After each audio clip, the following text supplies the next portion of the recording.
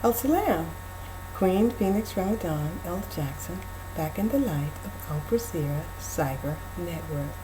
Tonight's Aries New Moon video conversation is regarding the pathology of a queen. And it's a pathology.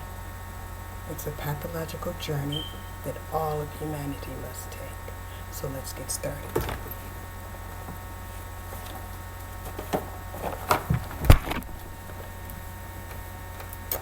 Have some fun.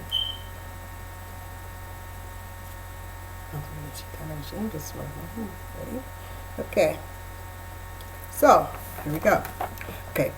As a young female of African heritage, and similar to most females of my peer group, my vision of the world also ranged squarely between the age of 15 and 19. Using the wisdom of these ages along with the ardent faith I had gained from the culture of my American nation, I vaulted my heart's sacred trust of love in the security of its highest institutions, religion, matrimony, and education. At the time, I was uneducated beyond high school. My understanding of the world was limited to what I saw, what I believed, and what I also believed as a conscious move. These institutions would guarantee, secure, and protect my mental, physical, and inalienable rights. Although the more of my life I invested in the sacred institutions, the more disillusioned I became due to the abuse of power, aggression, and inequality within these institutions. As a result, I was forced to divest my love and love them less. After more than 20 years of prayer, ardent research, and study, my problem became crystal clear. The structure of my inherent consciousness was the cause of agony in my life. I was unwilling to fall below the curve of dignity, and to accept my life, the world, with all its cruelty, the way it was. To be an egalitarian girl was a consciousness unacceptable and not positive enough for me. Its social conditioning practices were negative. They were physically and mentally abusive. It bordered on cruelty, aggression, repression, and insensitivity. The symbols did not reflect wholeness. It did not represent a positive, unified, conscious way for living respectfully. For me to accept the egalitarian fascism over the innate consciousness of love was a negative spirituality of suicidal idolation. Egalitarianism narrowed my scope of thought by fragmenting my consciousness. In the confused state of mind, I was to surrender the love of my cultural identity, history of my motherland, both near and far. I was to ignore my innate spiritual intuition, my inspiration, my divine inspiration, my potential to comprehend and transcend physical knowledge, along with the association to my wealthy ancestral heritage. I was to hate myself, doubt myself, then delegate the use of my psyche to be controlled by a force alien to my innate inspiration, alien to my innate consciousness. The soul of my heart was to be spiritually occupied, dominated by a force of hatred, to be used for a prosperity unbeneficial to myself, to my life's purpose. In the process, the positive orientation of my impaired consciousness was to be reoriented, my spirit broken, and my heart damaged when compressed into a densely packed of bureaucratic isms.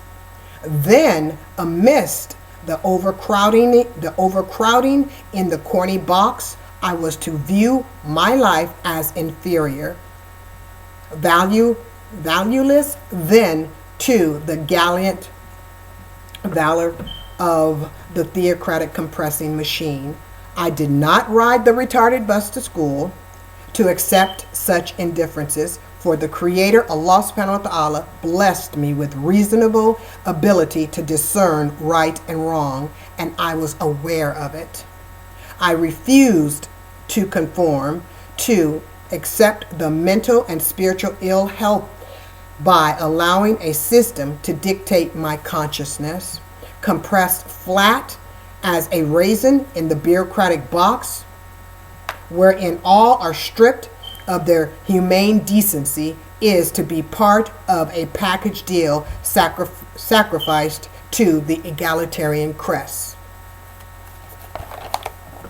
I refused to surrender any aspect of my positive identity to the bureaucratic spiritual encroachment. I denied the consciousness any fragment of my soul's wonderful expression. It was to be a Western-style cosmetic conscious makeover in exchange to alter my inherent passionate sensitive one. I had never possessed a conscious desire to prove my level of fidelity to the world, any man, or prove myself patriotic or acceptable. All were thoughts I had never fathomed. In my consciousness, to prove myself worthy to the world was laughable, for I was born worthy of life in this world. As a preschooler, I had learned and knew my test was between Allah subhanahu wa ta'ala, the Creator, and me. It was to Him I had to prove my life worthy, not a woman, child, or system of any theocratic man, created by any theocratic man. Yet to give me all away in a smashing blowout cell, to live my life according to a doctrine void of universal love, a pretension of one nation under one God, meant I had to abandon all of me. I was to be my first sacrifice. In essence, I was to repress the divine aspects of me without thought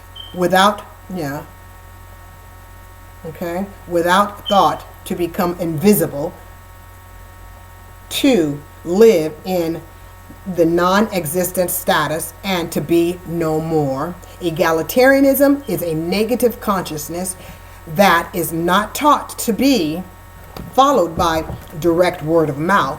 One is led by example of their negative environment. Economic sanctions and bureaucratic repression is encroachments that leave not many options available beneath the fall of its negative curve of social injustice. Unable to fall to the egalitarian standards and live a theocratic lie of equality and egalitarian justice for all, I had to decline the indoctrination and reject the autocratic opportunity to become enmeshed into the oneness with their bureaucratic box of cultural isms. It was rejected with the same degree of passion the theocratic system ejected me, although it was difficult not to follow the negative egalitarian flow. The more I just said no to the paradigm, the consciousness within the paradigm, in attempt to live an alternative way of life and escape its bureaucratic confusion, its bureaucratic encroachments, to negatively override and silence my inherent programming, the more I had need to seek understanding of spiritual and physical knowledge. If I was going to escape the powerful aggressive fragmentation, the aggressive conditioning, I had to elevate my consciousness and transcend it.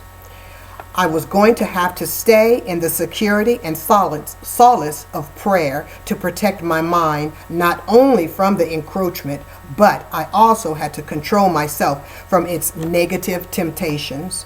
I was going to have to learn the art of self-restraint. Positively purge my mental and physical life of the negative association with the emotional and physical behaviors that fragmented consciousness. A fragmentation that caused me to respond self-destructively to the hateful aspects perpetrated upon me by those patriotic to the system, who were also under the hypnotic spell of the temple of negative Babel. The autocratic consciousness was negative from the nucleus of its narcissistic nationalist base. It was selfish love. At the core, a love of objects that were believed to extend power, and a hatred for life. Okay? Okay? It entailed, is that correct? Yes. It entailed a love of objects that could never love any man in return. Love of manpower was the narcissistic mirror the system ritualistically oscillated around. The image of a muscular, masculine body stimulated the cult, and violence was the reflection manifested imperative for the ill form of survival one was willing to live and die for. Okay? Although the totalitarian consciousness was theocratic, it was repressive. Although the totalitarian consciousness was theocratic, as it was repressive, it was physically one-dimensional. It factored fascist practices into every institution I pursued my life and liberty from. Yet it was a system that overtly promised me happiness if I followed the golden rule.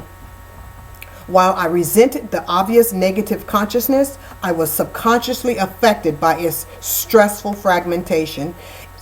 Its influences were in my house, in my eyes, in my mind, my heart, and the heart of the man I loved.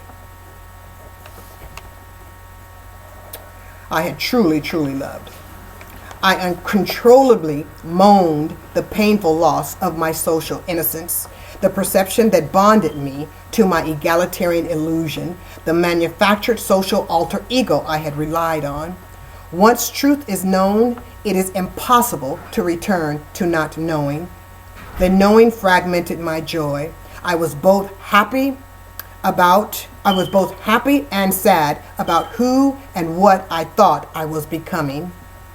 Knowing I was to see the world no more the same, I was sad, secure, and insecure. For every emotion, I simultaneously sensed it in contrast when awakening my virgin consciousness. To relieve the psychological torment, I was forced to shed my social naivete behind.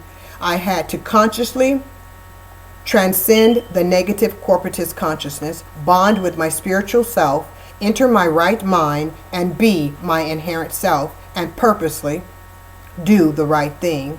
As an egalitarian girl, a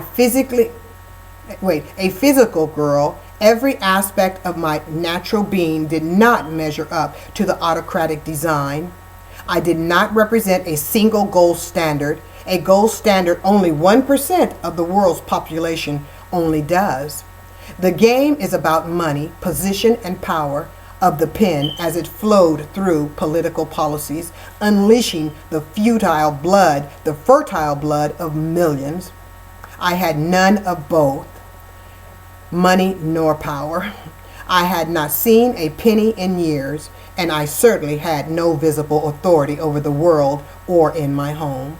Unknown to me, I was a born egalitarian reject, a loser, a nothing, a nobody, and an infidel pushed to the edge with their power as a noose hanging over me. I was predestined by the system to spend the eternity of my earth's life controlled under their spell in their mental hell. Impoverished in more ways than two, I was to kindly accept the many crowned heads' judgment of me. Life as a reject marked me as an unattractive woman. My beautiful African traits were to be perceived by egalitarian patriots as repulsive. My human value as a woman was depreciated. I had all the negative genetic stuffing that did not represent a high-class quality egalitarian woman, as marked by the Temple of Negative Babel. Marked as one of the unloved women on the edge of the system meant my passion and my children were open for abuse of physical and mental exploitation. Constantly on the defense, defending the legitimacy of my being, my culture, gender, and my children, I had to literally legitimize my reason for existence, and without the support of external love. Regards for my mental and physical health as it related to how the negative proclivity under such adverse stress affected me went unquestioned. I felt consciously alone, cast out from the nation that bore me, buried me under a grave mountain of massive foreign isms, a community of cultural mixed misfits unfamiliar to me. In the interest of personal gain, the mixed misfits adopted the mentality of the corporate gold standards, and likewise shunned those like me, despite those like me were the sole proprietary benefactors of the mixed misfits, benefactors, of the mixed misfits. In most instances, foreigners to the consciousness were equally ruder than the grandest dragon of the Ku Klux Klan. Pushed to the murky and strange, jagged edges of the system without someone to love or understand my consciousness other than my children, my mind and identity was staged to become lost into the negative proclivities within the consciousness. As a wife and mother, under the repressive weight of mixed melon, my passion for life and love was to be snuffed out, without which I would have been unable to find my way home to my spiritual light again. I was to blend in again. I was to conform to hate, blend into the negative bureaucratic box of nasty isms, be consumed by the misogynist proclivities of social injustice, never to be distinguishable from the world of mindless, invisible, expatriated shadow beings. The negative markings of rejection apparent to the patriots were invisible to me. The label unlovable woman adversely affected every aspect of my primary existence, which is the proclivity to love and be loved. Markings in the form of symbols, crests, were used to reflect the theocratic solidarity with the misogynists of the Christian Zionist clans. Corporate brotherhood in the coat of arms in a coat of arms protected the consciousness, and unknown to me, every institution had armed itself with theocratic symbols, corporate crests. To its very nucleus, at all levels of operation, it was marked with crests to reject those who bore the unpatriotic genetic marks and marked corporations as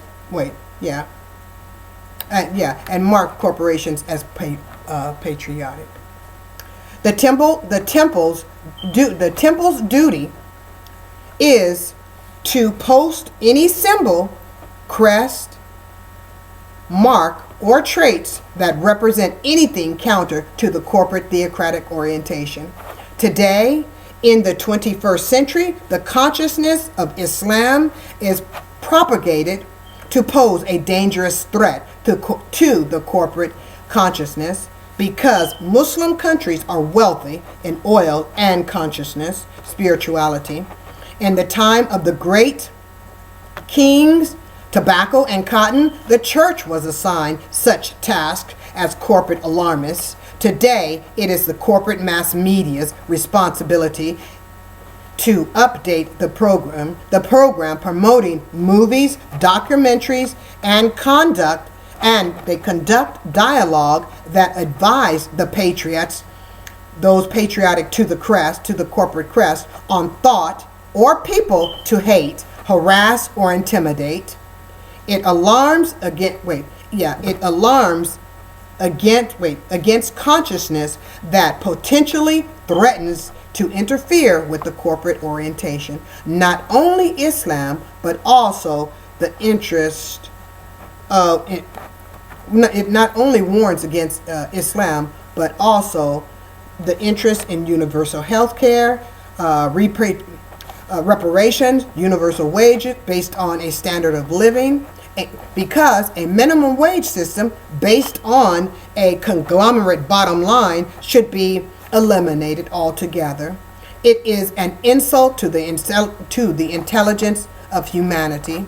So social programs should be concerned with the quality of life. With the quality of life.